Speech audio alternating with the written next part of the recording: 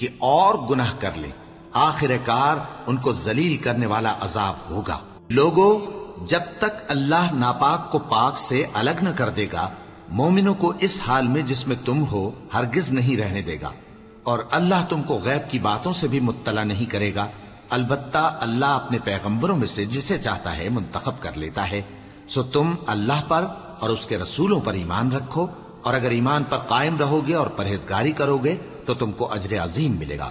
جو لوگ مال میں جو اللہ نے اپنے فضل سے ان کو عطا فرمایا ہے بخل کرتے ہیں، وہ اس بخل کو اپنے حق میں اچھا نہ سمجھیں، وہ اچھا نہیں بلکہ ان کے لیے برا ہے۔ وہ جس مال میں بخل کرتے ہیں قیامت کے دن اس کا طوق بنا کر ان کی گردنوں میں ڈالا جائے گا، اور آسمانوں اور زمین کا وارث اللہ ہی ہے، اور جو عمل تم کرتے ہو اللہ کو معلوم ہے۔ اللہ نے ان لوگوں کا قول سن لیا ہے جو کہتے ہیں کہ اللہ فقیر ہے۔